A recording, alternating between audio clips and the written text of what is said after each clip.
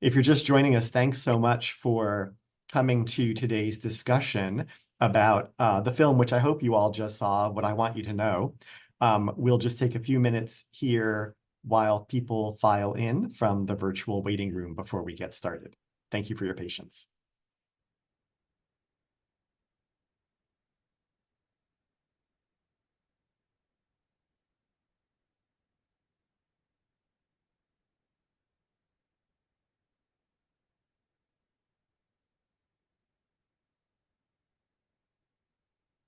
And again, for those just joining us, thank you for coming to our webinar to discuss this documentary, which hopefully you've just seen.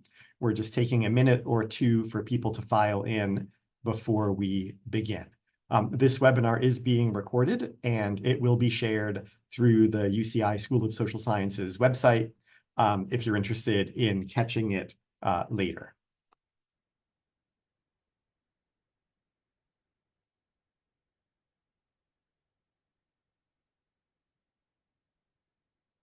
And in addition, the film will remain live for 24 hours after today's webinar. So if you haven't had a chance to see it, you'll be able to go and see it later. But I think many people probably just saw it as I did. It was my second viewing. So I'll go ahead and get started. I know others will join us as we go through. But again, thanks so much. My name is Bill Maurer. I'm the Dean of Social Sciences here at the University of California at Irvine. And I'm delighted that we can have with us the filmmaker of the film, What I Want You to Know, Katie Furch, as well as two of the folks who appeared in the film. And I'll introduce everybody in just a minute. But I wanted to acknowledge someone who's here, who's joined the webinar, Mariana Grahowski, who has been teaching in UC Irvine's Veteran Studies program for a couple of years. And Mariana facilitated the introduction between me and Katie so that we could discuss the idea of having this virtual film screening and also then a panel discussion. So thank you so much to Mariana. I'd also like to thank Fran Holm and Adam Aljundi, who are in the background here helping us run this webinar for today's discussion. And I just want to make a note for those who are not familiar with this fact that UC Irvine is one of only two research universities in the country that offers a veteran studies program. The other is Arizona State University. And that was really spearheaded and founded by one of our faculty members here, Professor Anita Casavantes Bradford, who's also listening in. So thank you as well to Anita. So we're here for a panel discussion of the film, What I Want You to Know, which again, hopefully you've just seen. And we're joined by director Katie Furch, who is an experienced commercial filmmaker living in the greater Boston area. This is her first feature-length documentary film. We also have with us two of the participants in the documentary, Tommy Furlong, who served as an infantry officer with the 3rd Battalion in the 6th Marine Regiment from 2008 to 2011, deploying in 2010 to Afghanistan as a rifle platoon commander, weapons platoon commander, and fire support team leader. He left the Marine Corps in 2011 as a captain and worked for the Home Base Program. He earned a graduate degree at Northeastern and works in the semiconductor industry and also lives in the greater Boston area with his wife and 2 children. And we also have with us Alan Pitts, who is the son of a member of the U.S. Army Special Forces and brother to an Army reservist who also deployed to Iraq. Alan joined the Army in 2001 and served in the 44th Engineer Battalion, 2nd Infantry. He also served in South Korea until his deployment to Iraq in 2004. He was seriously injured there in an ambush and retired from the Army as a sergeant in 2006. Since that time, he's worked with several organizations that advocate for veterans for political causes and against militarism. And he is joining us from Colorado, where he lives with his wife and son. So again, thank you all so much for being here. It's such a powerful film. You know, I just want to start off with a question primarily to Tommy and Alan, which is, you know, sometimes people feel uncomfortable or unsure of the kinds of questions that it's okay to ask veterans. And are there any questions you'd prefer people not ask or topics you'd rather not touch on? Yeah, thank you, Bill. Excuse me. Thank you. First of all, thank you for having us, and thank you all for watching the film. It's something that Katie and I have been working on, and of course, Travis as well, and the rest of the veterans for quite some time, probably about 5 or 6 years in the making. So this is a very special moment for us. We're ready to get this film out there and to get as many folks as we can to watch it. Um, yes, I think for me, I feel personally like you can ask me any question, especially tonight. If there's a question you're curious about, make sure to ask me. I think that one of the causes for perpetuating war and for forever wars is because America is not willing to have an honest conversation about what war is. We're not engaging veterans honestly because we're worried. We're worried about respect. You want to respect people. So I think a lot of things go unsaid. People participate in what Danny mentions in the film, which is passive patriotism, passive citizenship. And I think that prevents things from really changing and really shifting this country back on course of maybe we don't have to go to war all the time. So engage with veterans, ask me any question tonight. And that is my perspective. I know a lot of veterans feel that way, but I'll speak for myself. I'll let Alan, share his perspective. Yeah, just second what Tommy said. Thank you, Bill. Thank you, everybody, for allowing us to speak and be here and to and watch the film. Yeah, I thought for a long time that I was pretty unique with this, where I'm just an open book. You could ask me kind of whatever you want. I do some fly fishing guiding, and I took a guy out not too long ago, and he didn't say much to me. He kind of knew my background, and we get to the water, and he just goes, "So, what does it feel like to get shot?" And you get that from children, not rarely from adults. And I told him the truth because it doesn't bother me. I feel like if I could tell my story and my struggles and what I've went through, I could maybe help somebody. So yeah, like Tommy said, anything, it's all fair game tonight. And I think this goes to like a little question I saw in the comments, and I'll answer this real fast. I believe his name is Colm Walker. I'm sorry if I mispronounced your name, but he questioned about any way to talk to children about this. I have an 11-year-old son. I struggled with this with my family. My dad was a Green Beret in the 70s and early 80s and didn't want me to join the military. Wanted something better, like all parents do for their children. I'm honest with my son about my experiences to a degree. He's only 11. I can't really speak to a lot of the horrors of combat. I would rather him not join the military, but I'll support any decision he makes. So, it's a strange thing with your kids. You kind of want to protect them for their whole lives, but then you have to learn that when they get older, they're adults and they could do what they want. But yeah, no, any questions? Fair game tonight. And like I said, I'm an open book. Ask me anything you need. Great. If you don't mind, I'm just gonna jump off of that just real quick. I Go just right kind of want to ahead. address Yep. it as well. And yeah, great answer, Alan. And just add a caveat here. Hey, Colm, I do know Colm. Colm's an Army veteran as well. He's a Norwich grad and just an all around awesome guy. He hurt himself recently base jumping off of a building in London. So hey, Colm. I think one of the sorry, I had to tell everybody that. So I think this is something that we thought about a lot as well. Like, how do we show this film to folks before the Army recruiter or whatever military branch recruiter gets to them? Because you don't see a lot of the opposite side telling that other side of the coin. War is just glorified everywhere you go. Movies about it. Every movie made has to get approval by the DoD. So it's hard. It's an uphill battle no matter what way you turn. But I think that's, Katie and I talk a lot about that. Like, getting this film into high schools around the country. Really just educating folks on the full circle, right? Like military does a lot of good, and it creates a lot of chaos as well. And Garrett actually put it really well in the film, where he talks about his time, in Kosovo, and then I'm not sure if that part's actually that isn't not sorry, but it is probably something that we did film. But he talks about his time, in Kosovo, and then the transition over to Iraq, and just sort of the complete opposite experience, right? It's just quite a dichotomy between the two. So I have a friend in the Navy who did a float. All she did was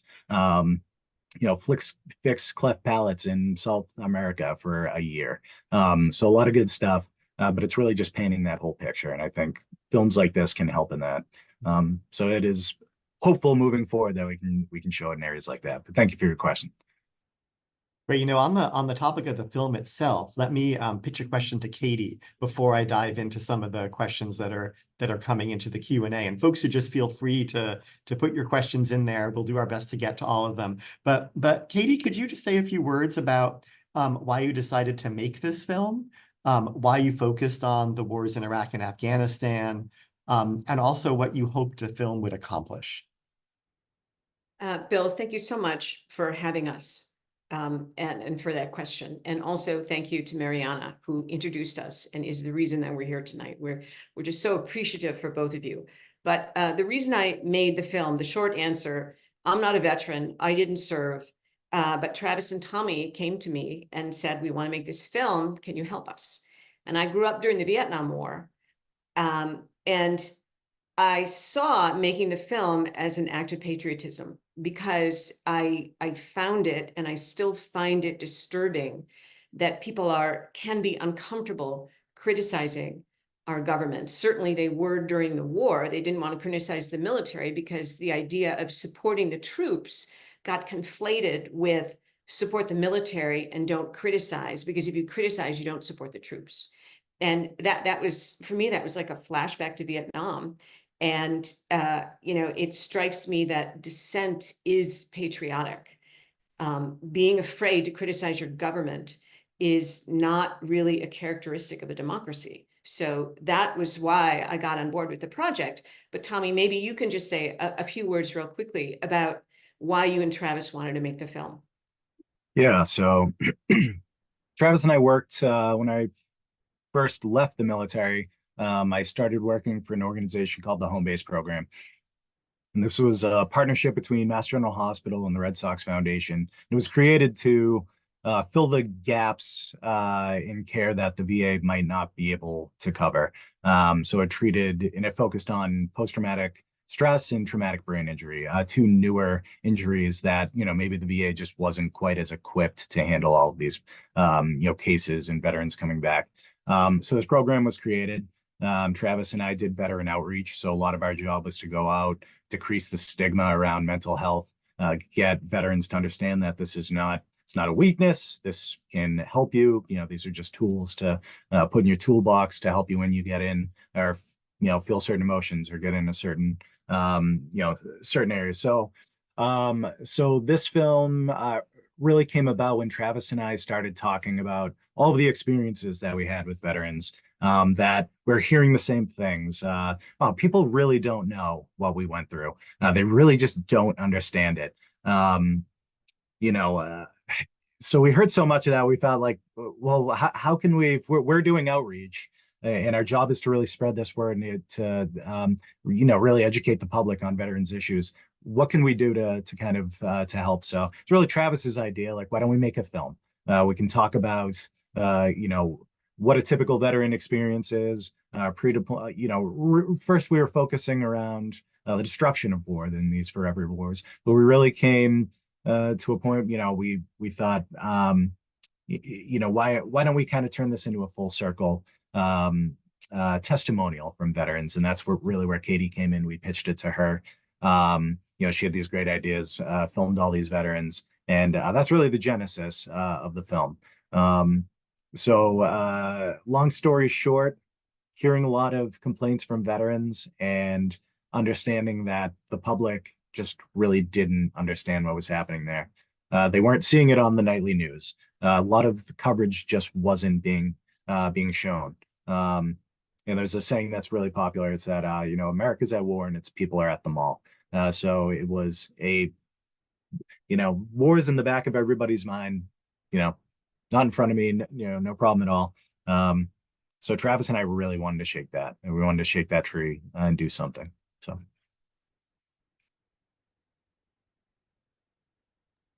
Great, thank you. Let me pick a couple from the Q&A that have been submitted already. Peter Morgan writes in, first of all, Katie, this will make you happy, that it should be required for students viewing wherever ROTC or junior ROTC military recruiters have access to schools. But then says, the DoD provides considerable training for military personnel to engage in conflicts. What training, counseling, et cetera, is provided for veterans to return to life in a civilian family environment? I'm not sure who wants to pick that one up. Yeah, why don't I can pick that up? Yeah, I don't, there's not much to help transitioning veterans. We go through something called SEPS and TAP, Separation Transition Assistance Program. It's a couple of days, might get some help writing a resume. A couple employers in the general area of like Jacksonville, North Carolina, where I was in Camp Lejeune, come out and talk to you. But other than that, you're sort of left to your own devices. And I will say that, other issues surrounding deployments like deployment-related stressors, post-traumatic stress, moral injury. When I was in 2010, we were briefed before we deployed, so probably the end of 2009 by Naval Medicine about what post-traumatic stress is and how it affects people. And I mean, it was shown to senior leadership, so officers and staff NCOs. And I mean, the comments were, these people are just malingerers. There's no problem. These people just don't want to deploy. These are the weak among us. And that was the general consensus when I was in, and that was just 10 years ago. So the stigma is lowered, but it's still hard, right? It's still hard to get folks to talk about their experiences or sort of realize that, oh, maybe I could use some assistance. So it's good to see that things are getting better. There's not a lot of nonprofits now. There's a lot available, but on the other side of that coin, there's almost too many nonprofit veteran serving organizations that can muddy the waters sometimes. Unfortunately, people see veterans and they see dollar signs. So there's a lot of scams out there as well. But we need to do a lot more. We need to do a lot more to educate folks as they're coming out. I don't have the answers, but what we have is not working. I will tell you that much. Alan, I don't know if you have any thoughts on this. Yeah, I do. My experience was way different. And Peter, I saw your question. I wrote it down. I'm also a dues paying member of VFP. I was wounded in October 2004, and I had deployed from Korea, and we had shut our camp down, and we get to Iraq, and they're like, yeah, we're not going back to Korea. We don't know where you're going. Around the time I was wounded, they were like, oh, Fort Carson's going to take you guys. So I ended up at Fort Carson. There was no rear detachment set up, no medical hold company. So I went through Longstool, Bethesda, a couple other places, ended up here, went to the hospital, and they were like, figure it out. Found two guys that were supposedly our rear D, and I slept on my friend's barracks room floor for about 2 months because they had put us in these condemned barracks. And I was smart enough to know myself, to know that I needed to go get mental health treatment. I know a lot of folks didn't because it wasn't required that early on. And I got a house off post and everything worked out. But yeah, it was different back then. Now, like Tommy said, I know things have changed. Things are a little more put together, but I don't think it's enough. Like he says in his question, like they indoctrinate you before combat to view the enemy as like less than yourself. So you're able to, commit horrible acts. But when you get back, they have parades now, and it's like you've done this fantastic, great thing, and it's really not that. So yeah, I think we're lacking in the aspect of treating soldiers when they get home from combat. They do a really good job to get us ready for combat.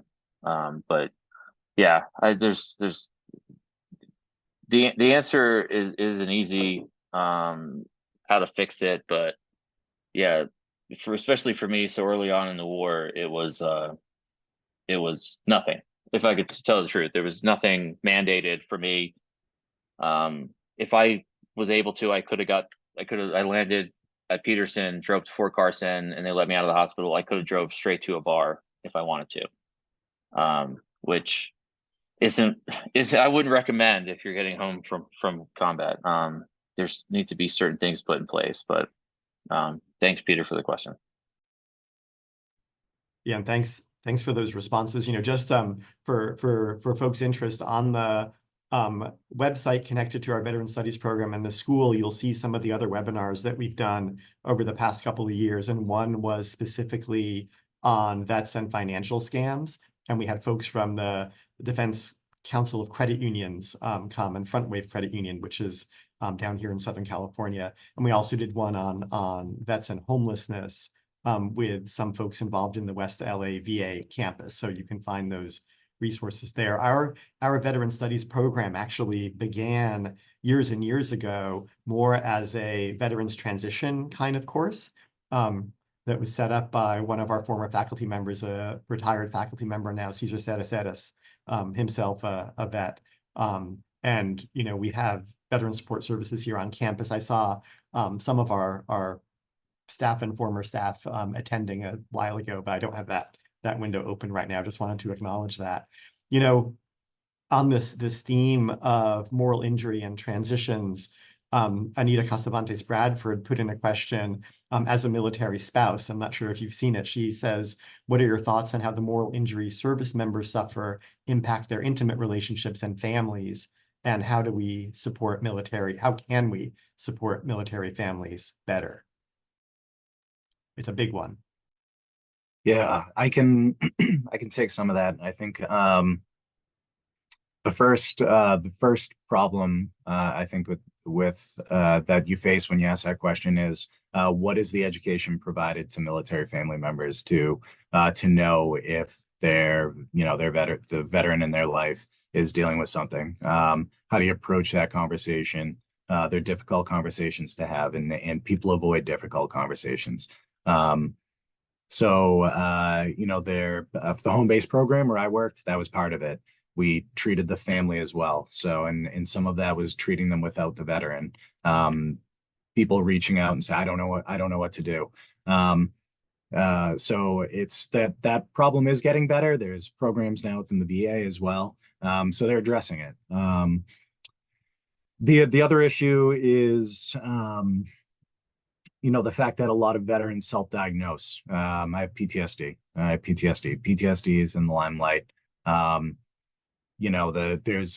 There's a difference between PTS, symptoms, having PTS, and then PTSD, right? Post-traumatic stressors are something that can happen, and when it doesn't stop happening, that's when it can become a disorder.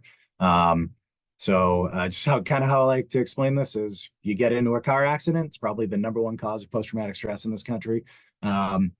You are going to be hypervigilant the next 2 weeks you get in your car. Who's coming at me? How fast am I going? Who's around me? You're aware of all your surroundings. Over time, you get more comfortable. You forget you had the accident. You continue on with life. Then there's other folks that just kind of get stuck in that cycle. They don't understand the tools to get around it. Or how to deal with it, right? Or de-escalate. And for some folks, when they think about the war and they're depressed, it's not because they're having flashbacks about some combat situation, or because they have a TBI, or they think they have a TBI because they were close to an explosion.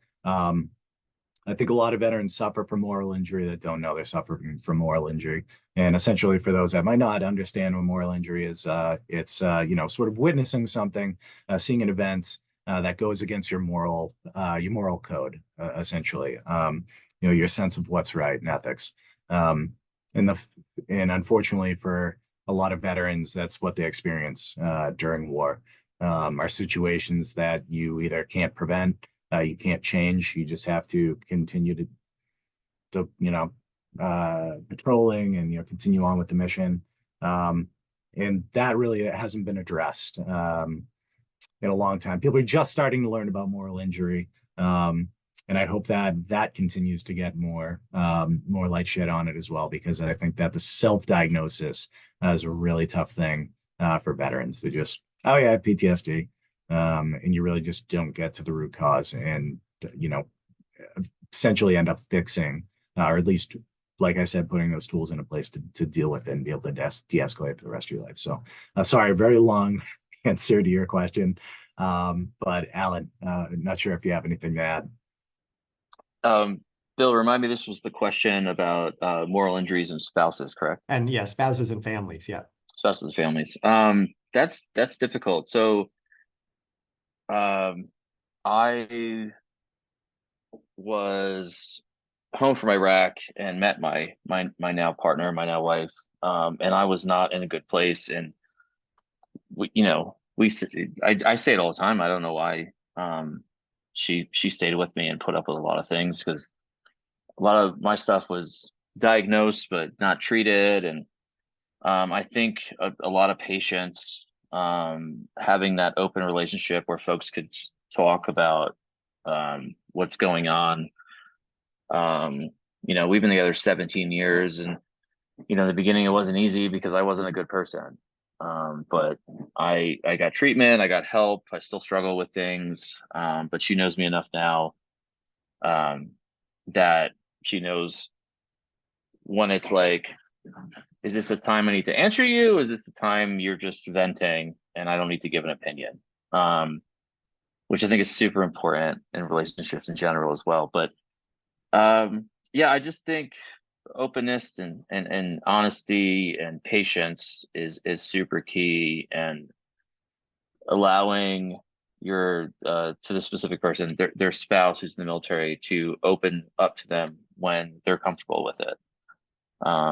Pushing things is kind of like telling somebody to calm down. I wouldn't recommend it. So yeah, I know, personally speaking, my own relationship, it's just patience and openness. And that goes a long way. And then offering some advice when needed, and things like that. I mean, being a military spouse in some regards is harder than being in the military. The deployments, the time home by yourself, taking care of the family or the bills and stuff, and that's difficult as it is. So yeah, just patience. Sorry, I'm rambling because I'm thinking about my wife and not trying to tear up, but really appreciate the question. If you don't mind, I'd like to caveat off that, because Alan was able to kind of redirect us back onto the question and get me back on track. But just to add, I had a similar experience to Alan when I got back. Very difficult transition back home. And I was with my current wife at the time. We started dating while I was in the Marines, and she dated through my deployment. I think a lot of the many reasons why I didn't share a lot of how I was feeling, and the reasons why I was feeling it, was because I didn't want to burden her. I already felt burdened. I didn't feel good with what I knew and what I had seen. So I didn't want to pass that on unnecessarily to her. So for a long time, I just kind of kept quiet about it. She knew I had a tough deployment. And she really she was able to kind of understand that when I came back, because I ended up running the battalion memorial services and having to do that really hard job of talking to all the families when they came home.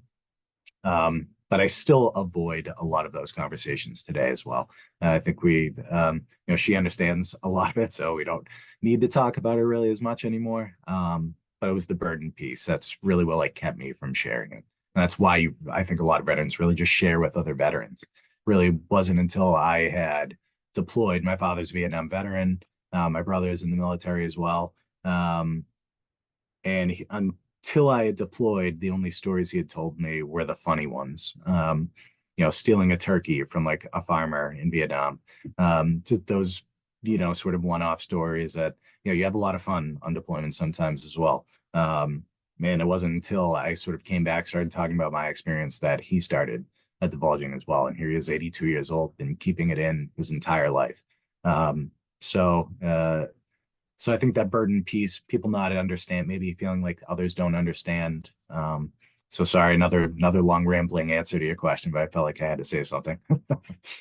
Yeah, and to jump back in real fast, my wife knew bits and pieces, but it wasn't until I filmed this documentary that we released a little 20-minute clip of myself on YouTube, that her family and my family didn't know the ins and outs and the extent of what happened to me that night.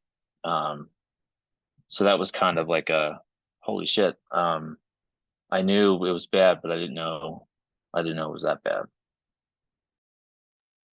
Yeah, I wanna get to Mariana's question here. I don't know if you've seen it. I think it's one that I'll send over to Katie first, which is really about the decision of what topics to cover, and in particularly the really challenging topic of the abuse of children. But I also wonder too, the film is divided into a number of segments, and so what's the process of kind of taking the material that you had and then essentially creating that outline and deciding what to put where. So had you decided what topics, especially these really challenging ones, and then that kind of overall structure, the whole arc of the documentary, how did you work on that? Both, Katie yourself as a filmmaker, but then, with Tommy and the others who were participating in the conceptualization of this piece. Mariana, thank you. Excellent question. And thank you, Bill. In terms of how did we take between 1 and 2.5 hour interviews each with 13 veterans and turn it all into 90 minutes that made any kind of sense is an enormously difficult process, just because you have so much material to work with and because you want to keep everything. There were so many excellent stories and powerful stories that it was extremely difficult not to include them. And that's why I made several videos for our YouTube channel, because there are stories. Alan's story is there. Tom Lasser's story is there. Tom Lasser was suicidal when he got back, and he has a lot of very important things to say about veteran suicide that we're not going to fit in the film. So they're on our YouTube channel. So it was just a matter of being very disciplined about tighten up the story. What is the story we want to tell? And so what happened was, the decision was, if somebody tells an individual story, that is not representative. That is powerful and it's important, but it's not representative. So what are the representative things that we're seeing? So IEDs, everyone talked about IEDs, right? Everyone talked about fighting an insurgency. They're embedded with the population. You are fighting ghosts. Like, everything that is in the film is coming from multiple viewpoints. So it represents not only the veterans in the film, but so many other veterans. And Mariana, thank you for raising the particular issue of the child sexual abuse in Afghanistan, because that was a tricky one. And I was concerned about that making the film too difficult to watch. But Tommy raised such an excellent point. I kept saying, do we need it? Should we take it out? And Tommy kept saying, this demonstrates that we were told we were there to support human rights, and that is not what we saw on the ground. And that is a very important point to make. So it stayed in the film. There it is.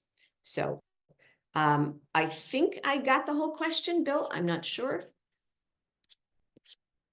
Oop, the question's gone. I don't know. I hope I answered it. Oh, sorry. I think you pretty much got it. And I was also just adding in which I think you answered, that the kind of the distillation of themes was basically the things that came up in everybody's stories, right? You didn't want to just sort of focus on like one individual idiosyncratic event or happening, right. But the things that just kept coming up again and again and again.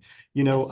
If I could tag on, I found that last segment on moral injury particularly compelling, and there's a fantastic moment, Alan, where you say something like, you just learn to turn part of yourself off.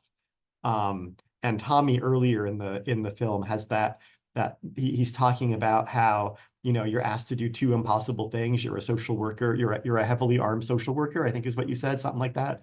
So I wonder if, if you two would want to reflect also on that portion of the film and the way that it's portrayed.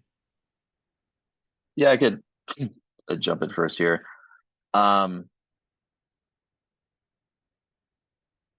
Yes, so I never looked at whoever I was fighting against as less than me, right? They were humans. They were protecting what they believed in.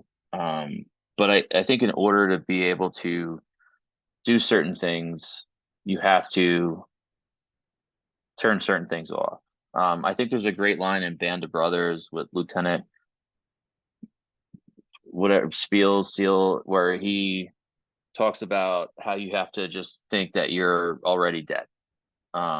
So I was more concerned about my guys getting home than I was about myself. Because the after I wasn't I went to Iraq in 2004, and even then I was like, we should be here. So it wasn't this big thing for me, like, oh, I have to go find the 9/11 and the attackers or the masterminds or whatever. It was more like, this is where I'm going. I need to get my guys home safe.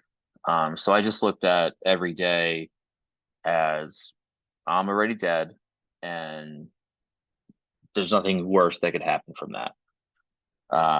So you kind of turn certain parts of your brain off to be able to accomplish what you need to accomplish. You compartmentalize things that you probably shouldn't, and then next thing you know, on deployment, you're not sleeping at night, so you're just eating a bunch of Benadryl, and then you get home, and then you have to deal with everything. You put these things in little boxes in your brain, and then one day all of a sudden one opens up, and you have to deal with that. So I'll let Tommy go next about his comment, but yeah, no, I mean, you have to put blinders on and just go forward and kind of make sure nobody gets killed and live complete your mission, but kind of do it in a certain way where you protect your guys because you're a leader. But to me, my life was already, I was already spoken for. Yeah, thanks, Alan. I think a lot of people express that. I know a lot of veterans that we've talked to express those same feelings, that you really have to use the sort of, I wasn't in the army, but I think the terms like soldier on, right? You just keep going.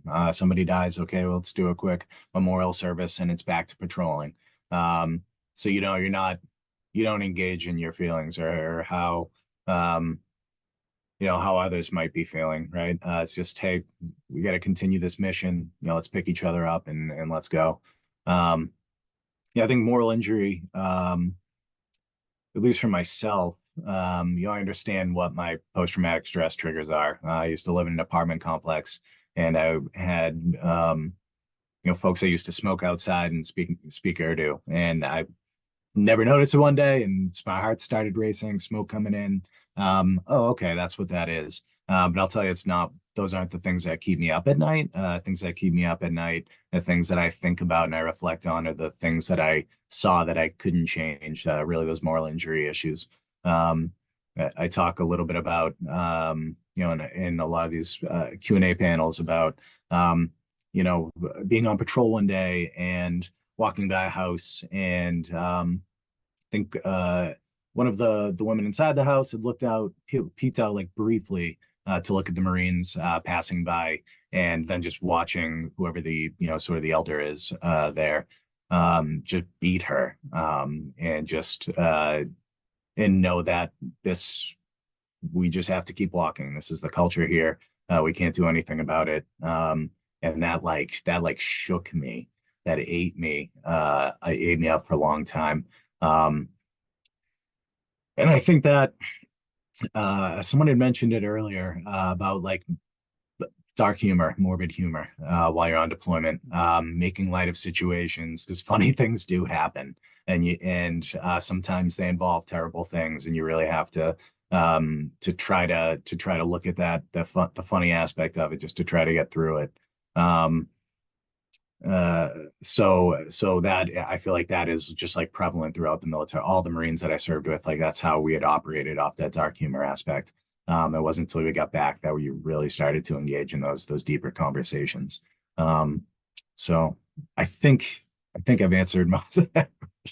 I'm sure there's other aspects I'm not hitting, but Yeah, and the humor hopefully I question was answered. the humor question was one of Colin Walker's question as Okay. well, about humor helping or hindering you while deployed, but then also since coming home. And I wonder if you want to reflect on that part of it, since coming home, where does Yeah. humor play in? Yeah, I'll tell a quick funny story.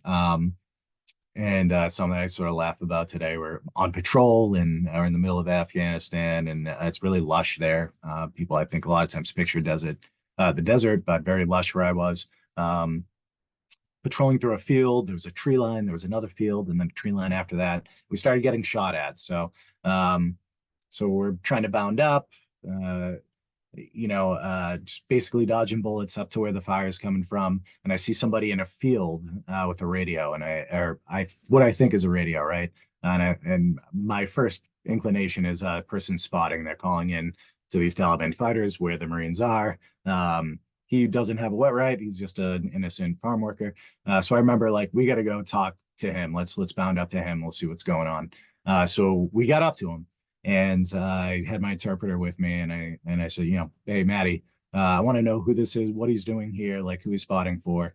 So he said something to the guy, and the guy kind of said something back, and he was just kind of smiling. And my interpreter turned to me, and I says, sir, he is high. And I was like, yeah, okay, of course he is. We're in the middle of poppy field, and he's just farming in the middle of Afghanistan, like that. And that was sort of the insanity of the entire situation that I was in. So I think Scott and I talk about that a lot. It's how it really sums up the entire deployment, but it kind of in a funny way, right? So that's kind of the way you get around having to deal with it. If someone had been shot while we were patrolling up, we probably would have been telling the same story until we got back. Unfortunately, yes, would go through the emotions, but that's just sort of how you deal with it.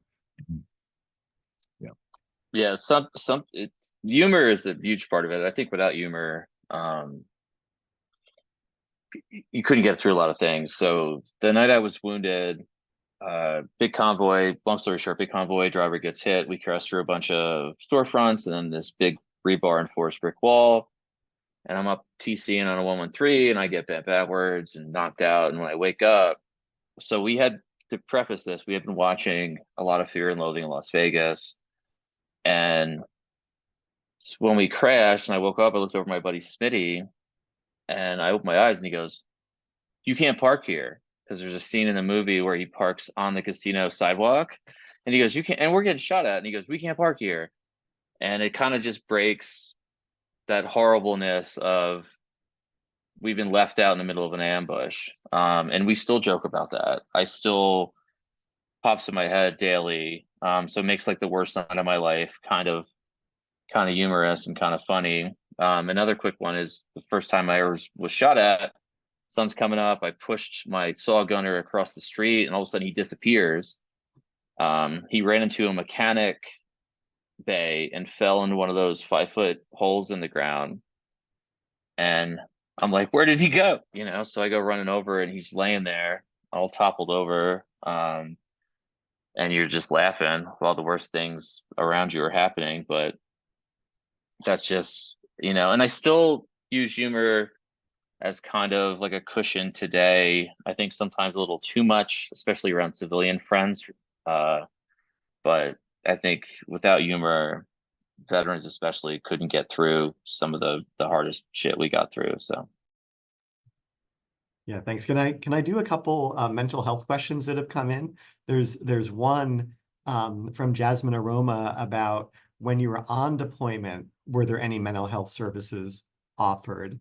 And then there's another one further up in my list from Jordy Cardenas who specifically asks about university veteran service centers and what's actually useful to have, what kinds of services are useful to have in those centers for vets in college settings. Kind of interconnected, you know, one is like over there, one is back here. Yeah, from my experience while I was deployed, where we had gone was a place called Marja in Afghanistan, which so the deployment was essentially the shift from Iraq to Afghanistan. President Obama had approved 30,000 plus troops to go in Afghanistan, really attack, you know, what the mission was, you know, cut off the breadbasket, right? What's making the insurgency so much money, which is essentially growing all this poppy and selling it. No NATO forces had been to the area before, so it was really untouched. So the deployment consisted of really like house-to-house fighting for 3 to 4 months, and then the rest of the time really holding the area. So I lived in a mud hut with my platoon for the rest of the time. It was hard enough to get supplies, water. You know, our ammunition was airdropped in because all you had were these canal roads, and they were full of IEDs. So you could put 100 trucks out there and they're all going to get hit. So unfortunately, getting resources like that really just wasn't an option while I was deployed. I know that others had different experiences. They might have been on a larger base. There's a bigger contingent of you know, medical personnel there, and I know that that is the case for some folks too. Yeah, I think that universities, I really enjoy sort of the fact that these services are getting set up for veterans in universities. I think for a lot of veterans, for those that I saw, I worked in Northeastern for quite some time. I found that veterans get out and they don't know what to do. They don't know what their next job is, and a lot will just start going to school because okay, now I can get BAH, I can get some housing allowance out of it, and, you know, start on an educational career. So I think that it's really important to have those institutions, because, all right, now we can actually talk about what is your strategy for the future. Let's talk about career development, you know, professionalism in the Marine Corps as opposed to, you know, civilian workforce.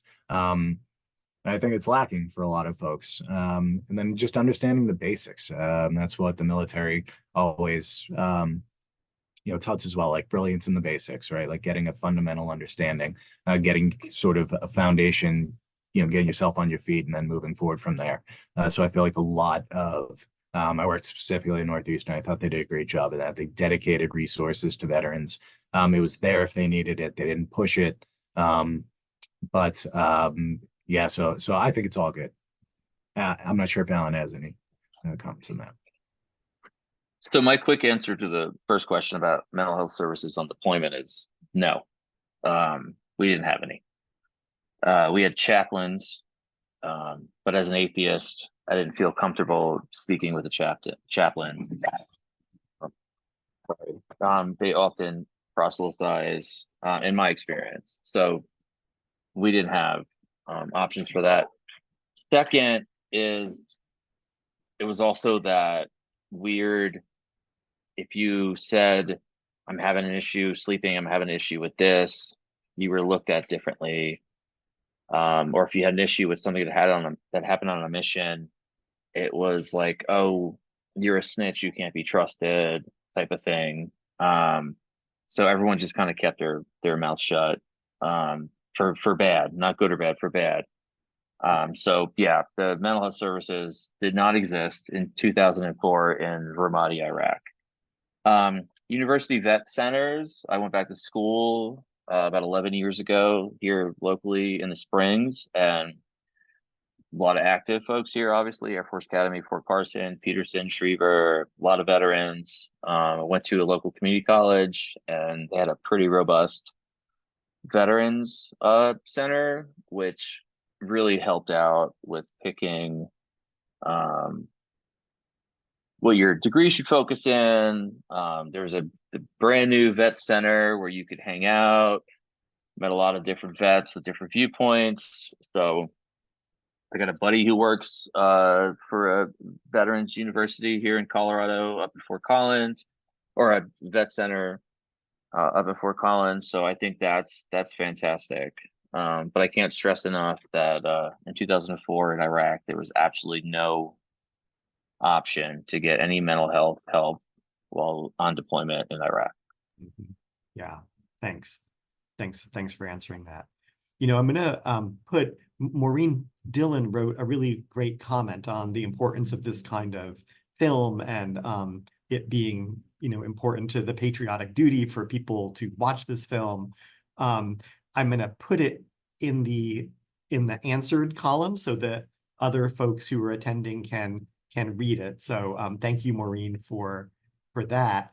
And I wanted to take Mariana's other question to Katie first, and then to Alan and Tommy about the documentary as a kind of film, right? So Mariana asks, is a documentary film on par with or more impactful, or maybe not as impactful as a war memorial film or a veteran film? Presumably sort of, a fiction, right? A blockbuster or whatever you'd go see in the theater. And I'd love to hear your thoughts on that. And for anyone who wants to answer, but I'll start with Katie first. Mariana, thank you so much for that question. That is, like, I have never thought of that before, that a documentary film can act as a memorial. So for most of my life, I associated war memorials with what you usually see, which is a stone pillar with names on it in your town center, or maybe a larger memorial with statues of soldiers, you know, or maybe you have the different branches represented in the different statues' uniform, something like that. And I, I never reacted to those at a deep level. I understood what they were, but it was all sort of my intellect saying this is a war memorial. And then I had a very different experience when I went to Washington and I saw the Vietnam War Memorial, which, as everyone knows, is so incredibly powerful. But I had never had an experience like that before, because for me, it was just about death. It was just a visceral experience of so many young men, mostly young men, who were killed. But when it comes to our film, I think the experience that you get is so much more profound, because you're not having to interpret this statue that you see. You're not having to make assumptions about experience. You are like, there's a direct connection with your soul in terms of what people are sharing with you. And you could see watching our film that people, they're not holding back. They're not trying to spare your feelings. They're being so honest. And it's just, in my mind anyway, so much more powerful than something made out of stone can ever be. So that's my opinion. And thank you again for that really great question. Yeah, I'm going to piggyback off that too. I think that I agree with Katie. I think that war memorials can oftentimes sort of avoid those conversations as well. Say something neutral. Thank you for, freedom isn't free. Thank you to all the men and women that served. And I feel like, when you really compare wars, it's easy, right, to put up a World War II memorial. Vietnam, obviously a different story. So when you look at these wars, I don't think a memorial is going to do it justice.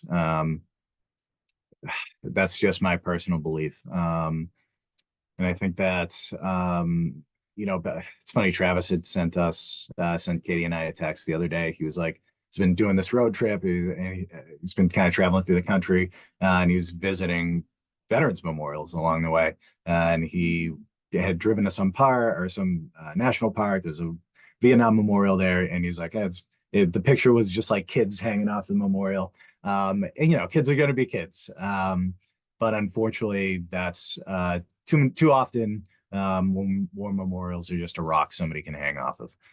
So I feel like films like this can really make an impact War is very private. And I feel like sharing those experiences is necessary in order for things to really just ever change. And I know, like I said before, it's uphill battle. But this was something that Travis and I, when we've had that idea, just yes, that we have to move forward with this. And Katie just really made it come to life. Yeah, I think outside the Vietnam Memorial, which is incredibly powerful, most war memorials turn into war monuments, where it's more along the lines of we're showing our prowess, and there's the military industrial complex is building these big things where we've done great things because of war. But I know personally during my interview, which I don't know, Kate, you said an hour and a half, 2 hours. I felt like you interviewed for 4. I was doing this to honor my buddies who died. The story needed told. My personal story needed told, and I was on board from the beginning. And I think this film could definitely serve as a memorial, because I don't think it's a long shot to say that every person in this film had lost brothers over there. So Yolanda Chu just put a wonderful comment in the Q&A, which I moved over to the answered column so people can read it. And I apologize, Katie, when you were speaking for my expression of alarm. It was nothing you said. It was a 4.0 earthquake off the coast right by Avalon right here. So for the Californians in the room, that's what that was, 4.0 at Avalon. Great. We're coming up to the end of our time, but and I know there's still other questions, but I did want to give you all a chance to answer the question, if there's one takeaway you want people to have, what is it? I know it's hard to just come up with one thing, but what's the one message you hope people take from this film? Katie, do you want to start? I started last time. Why don't you go first? All right. I'm going to I think what I want people to take away is the fact that this is going to happen again. And that we need to be engaged in the conversation and to prevent that from happening. There's a book that I love by Smedley Butler, who is the most decorated Marine general in history. Is a 2-time Medal of Honor recipient, fought in World War I and like dozen other conflicts. And he wrote a book when he got out. Again, the most decorated Marine in history, Major General in the Marine Corps, wrote a book called War is a Racket. And I'm just going to read this is what I want people to understand about war. And I think he sums it up really well. It contains a summary at the beginning. It says, war is a racket. It always has been. It is possibly the oldest, easily the most profitable, surely the most vicious. It is the only one international in scope. It is the only one in which profits are reckoned in dollars and losses in lives. A racket is best described, I believe, as something that is not what it seems to the majority of people. Only a small inside group knows what it is about. It is conducted for the benefit of the very few at the expense of the very many. And I just thought, wow, this is like perfectly put in 1935, so almost 100 years ago. And here we are again talking about this. So that's why this is important. That's why this film is important. That's why I feel this is important. Great book as well. A lot of 1935 slang in it, and military slang from that time. But yeah, I think that's the best way to sort of leave it. So thank you. Alan, did you want to go? Sure. Every Marine knows General Butler. I think it's beaten you in boot camp. It takes a special soldier to know him and have read his book. Totally agree with his quote and everything he said. I think the most important thing about this film for folks to know is these stories aren't unique. There's 13 of us, right? But these aren't unique stories. This is the majority, or yeah, I would say the majority of folks' experiences. And want to thank everybody who watched it, and let other folks know to watch it, because this story needs told. Folks need to know what really goes on over there, and the expense that the folks on the ground pay. So just want to say thank you again for the opportunity. And I'll give it to Katie. Thank you. There are so many lessons in the film that I want people to take, but I think the overarching lesson is that we have been indoctrinated since the time we're very small with a particular idea about what war is. And that idea teaches us that war is romantic, and that going off to fight wars for your country is something that's very noble. And you ennoble yourself when you do that, and you come home very noble. And we get this through all the movies that we see without realizing that so many of them are propaganda that support this idea that sending the American military to war is a good thing to do. I hope that what people took from the film was how awful the experience is, how horrible. I mean, what are the words that you can use for a situation where 12 children are accidentally killed by a bomb? Like what can you say about that? That's the feeling that I want people to have, which is war should be the very last thing that our government does, not the first thing. So, and yes, also piggybacking on Alan and Tommy, Bill, thank you so much. Mariana, thank you so much. And also Fran and Adam for helping facilitate this. We're just so honored to be here tonight and to be able to talk to folks about the film. And hopefully you'll spread the word. Thank you. We will. And thank you. Fran has put the link to the film in the chat, and it'll be live for the UCI participants, people who have received the invitation and responded for another 24 hours. You can share it with anyone you want. We'll send around a follow-up email with further information about the film. Katie, people are wanting to know what other plans are, where else it will be screened, and that sort of a thing. So we can share that with everyone who attended, and we'll encourage everyone to pass that along as well. So many of these things, it's so important to have these conversations and these discussions, but many of the especially in the documentary space, many of these sorts of films really spread by word of mouth, right? And by people telling other people, hey, I saw this film, you got to take a look. So pass it on. Tommy, Alan, thank you so much too for being here and sharing your perspectives. It's nice to see you sort of in real life, even though I also only ever saw you on a screen, but thanks again. And to everyone who joined us and for all the wonderful questions, thank you so much, and have a good evening. People in Southern California, stay safe. The ground is shaking. Thank you all. All right. Thank you. Everyone.